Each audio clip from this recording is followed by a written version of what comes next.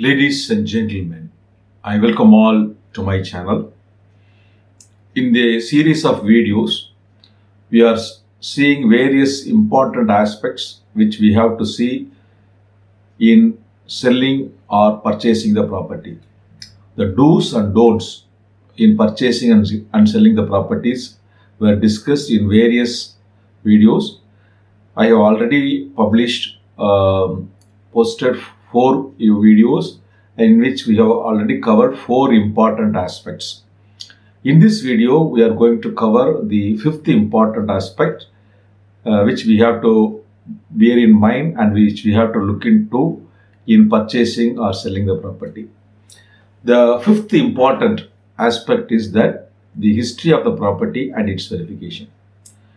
If you are going to purchase a property, you will have to find out the history of the property and you will have to check the history is correct, and you should also verify whether the history of the property is proper and it is genuine. Then only you will have to purchase a property. Now you may be asking what is meant by history of the property. History of the property is nothing but it is otherwise called as recitals. In every document, in every sale deed or in every document, the history of the property will be mentioned as recitals. If you see a document, after the title, in the top of the deed, name of the document will be mentioned like sale deed. Then thereafter, the party's name, buyer's name and seller name will be mentioned. Thereafter, the history of the property will be mentioned. It will normally that type of document will start with the wordings various. A purchased the property under so and so sale deed from on B under the sale deed dated registers document number, like that it will be mentioned. So from in various class, it is also called as various class or recital class. The history of the property, how the property came to the particular vendor, it will be mentioned in the every sale deed or every document. Assuming that one Mr. A owned the property in the year 1900, and then he died leaving 4 persons as his legal heirs. Thereafter in 1910, there are 4 children partitioned the property and the property is allotted to B. Then the B died in 1920.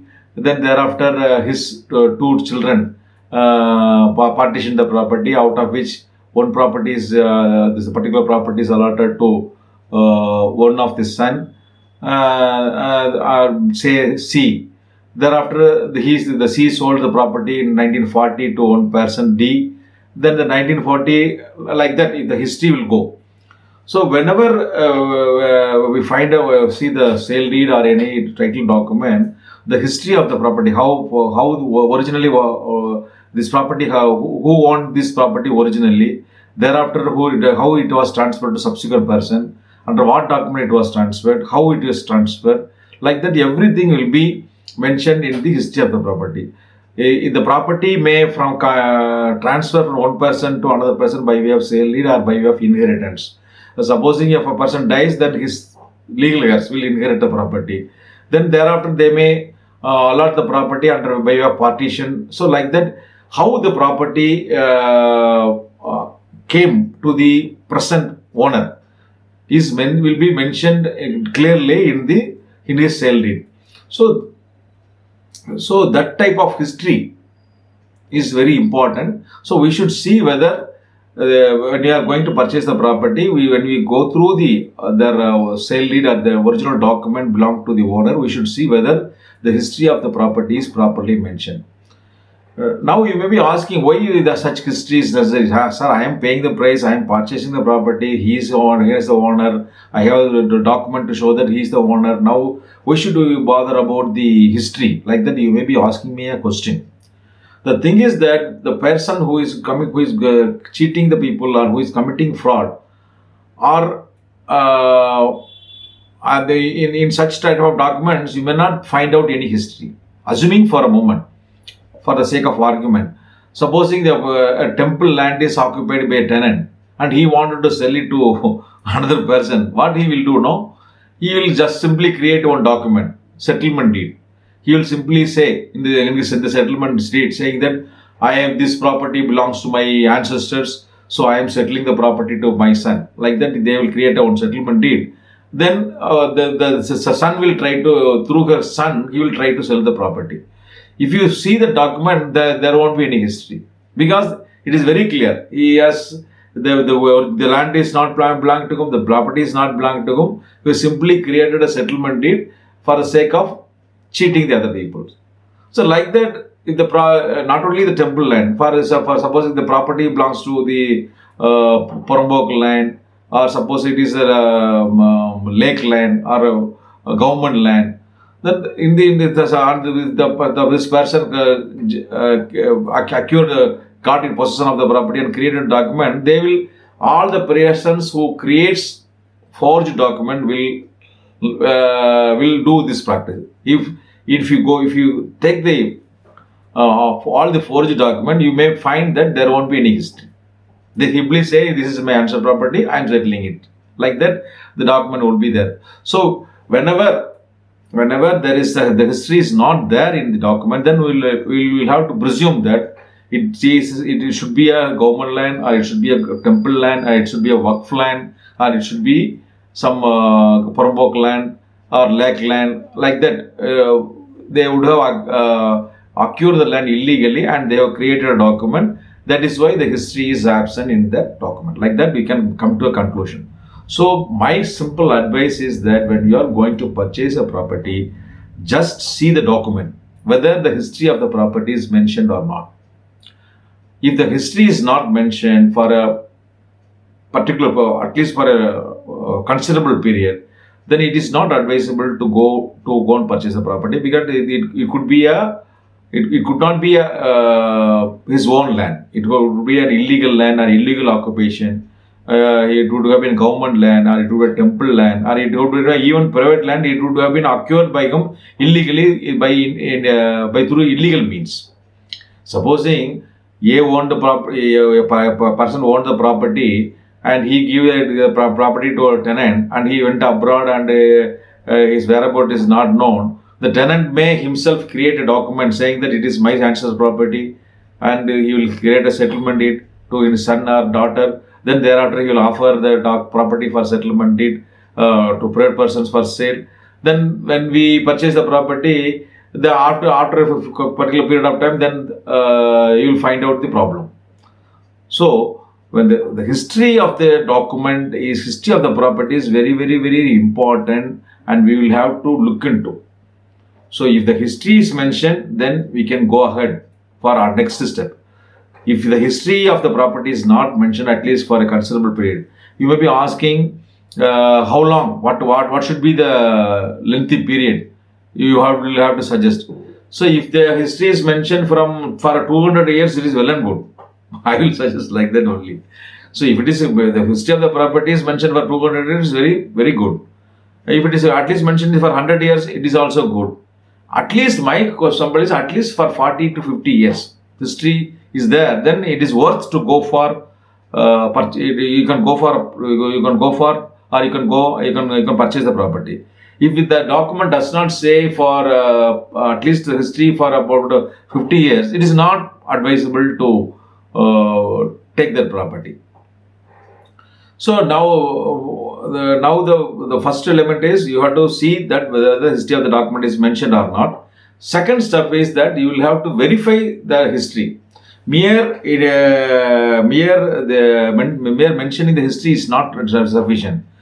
The history should be supported by some documents. Suppose he was mentioning that history from 1900.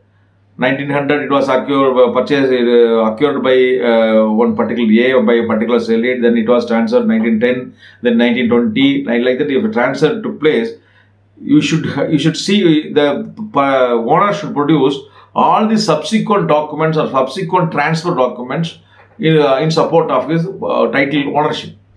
So you should see. Mere history is not sufficient. The owner should possess all the documents, all the transfer documents mentioned in the title deed. So you have to see whether the owner possesses all such documents which is mentioned in the history. So that is the second important element. Thereafter, the third important element is that the history of the property will not only be mentioned in the last document which belongs to through which the owner got the property. In every document the history would have been mentioned. For assuming for a moment the owner purchased the property in 1920 by way of one particular sale deed, then that document will have the history from 1900 to 1920. Suppose that owner purchased the property, the previous owner purchased the property in 1910, 2010, then that document will have the history above till from 1900 to 2010.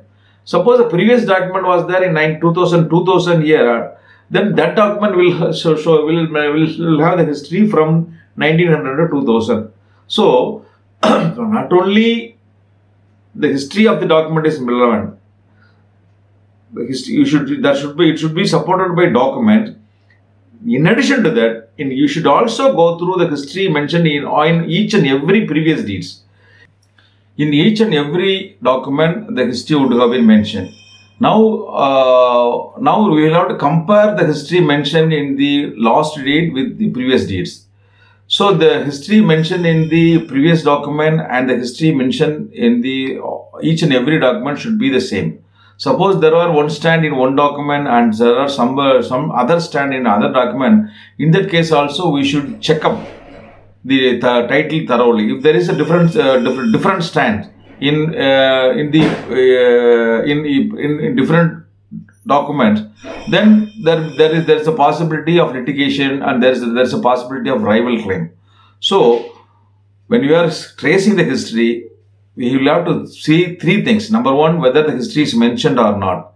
Then second thing is whether all supporting documents are available with the seller with respect to all the history is mentioned in the deed. Then the third important element is that the history mentioned in all the documents should be one and the same. There should not be contradiction or rival difference of different history in each and every document. If the three elements are correct, then you can go ahead in purchasing the property, or otherwise it is better to drop the deal. So this is the thing I wish to convey for the with respect to the important aspect of tracing the history and verification of the history in purchasing and selling the property. So we have already posted four videos with respect to four important things which you will have to bear in mind in purchasing and sell the property. So the viewers who wanted to see the previous videos, you may watch my previous videos. And in addition to these things, I will also going to share the other important aspect in the subsequent videos. So I wish to cover, since the property is a valuable investment and it's a lifetime investment. A small mistake will cause irreparable loss or damage to us. So we'll have to be very careful in verifying the title over the property, and we'll have to look into each and every aspect. So I am covering all those aspects in a detailed manner, and I am covering each and every aspect in one single video, so that it will be really a worthwhile thing to the viewers. So the members may watch all my videos in purchasing and selling the property. In addition to that, if you have any other legal doubts, you can clarification, you may watch my channels. There are two channels. Razyak Sattam Arivom is a Tamil channel. Razyak Law Tube is an English channel. In addition to that, I have also a website called as Google Sites Ali Associate Chennai. So you can open any of the three and you can see there are a lot of playlists, and there are also a lot of videos, and you can click the playlist and you can click the video and you can watch my video and you can clarify all your doubts and enrich your knowledge. In addition to that, if you have any specific doubts or clarification or consultation, you may also contact me over my phone number. If time permits, I can give you a proper consultation through online and clarify your doubts on prior appointment. and I will come with another video with another aspect in my next video. Until then, goodbye. Razia Kali.